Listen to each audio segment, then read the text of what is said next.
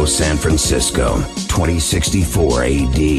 The world is on the cusp of a new form of intelligence, and only you are capable of uncovering the truth behind it all.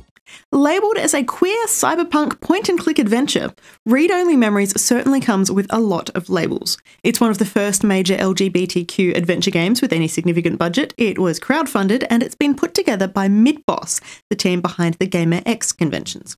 So yes, there is an expectation, or 6, that have been applied before the game's even loaded, but Read Only Memories seems strong enough to hold up.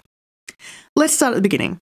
You are an unnamed freelance journalist living somewhere around the poverty line and picking up whatever job sounds like it might pay the bills. In the early part of the game, you are unexpectedly joined by a ROM named Turing. ROMs, relationship organisational managers, are pretty prevalent in the world of Neo San Francisco in 2064.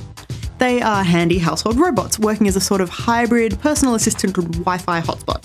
Specialised variants are used as maids, police staff, maintenance workers, and even cameramen, but Turing, the little blue-faced one, can actually think. Turing is the world's first sapient machine, created by your old friend Hayden as a bit of a proof of concept.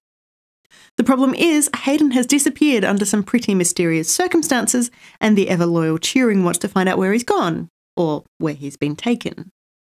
And that's about it. The rest of the game follows you and Turing as you attempt to crack the case. It's simple and familiar enough, particularly if you're fond of Blade Runner, which is perhaps why Midboss has been able to play around so much with the way it's presented. Alongside Blade Runner, Snatcher, the 1988 cult favourite and one of Hideo Kojima's earliest works, is perhaps the most obvious influence on read-only memories. Both games feature a similar letterboxed 16-bit pixel art style and a point-and-click interface, but Read-Only Memories is much more reminiscent of the classic LucasArts Scum games rather than the visual novel adopted by Snatcher. The gameplay itself is charming, sleek, and classic. You'll soon find yourself trying to combine everything with everything else, because even though you don't know how an ID card and a cup of cold coffee could create anything useful, the game might have something in mind.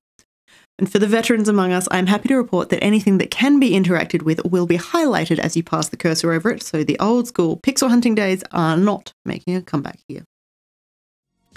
Most of the interaction with read-only memories, inevitably, is through dialogue, which lets the game's writing shine. Each character has detailed backstories and quirks, and it's a refreshing change, but it can get a bit heavy-going if you don't want to know a random acquaintance's life story. And that is the fine line that Read-Only Memories treads as it carries all of its baggage around. Many characters in the game are different in some way, which means less that they're queer and more that they've spliced animal genes into their own, or they now sport a creaking robotic arm. In the world of Neo San Francisco, these alterations are becoming the norm, with these hybrids now facing backlash from society. I didn't find that Read-Only Memories forced its opinions on me, but I can imagine there are people who won't like being asked to choose pronouns from a list of more than simply he and she, and they might also object to the significant number of non-straight friends and hybrids you'll meet in-game. That is a great pity, really, because it's exactly those people, the ones who do object, who should be playing games like Read-Only Memories. The game was designed to promote inclusion and diversity, to add a decent chunk of characters who aren't middle-aged straight white males into the mix, and to make people think. The end result, perhaps, is a game that appeals primarily to people who are already interested in those things, who are aware of the issues, and who are already going out of their way to find this sort of content. The retrotastic art style, killer chiptune soundtrack, hard-boiled storyline, and bargain price tag might attract a few outsiders, but the people who object to kisses between characters of the same gender or different species are unlikely to get their hands on something like Read-Only Memories, which is a great pity. They could really learn a lot from Turing.